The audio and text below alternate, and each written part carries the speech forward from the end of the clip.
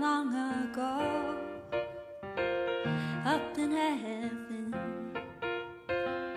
God made just for you His amazing plan. As He gazed upon all that He had made, He was very pleased.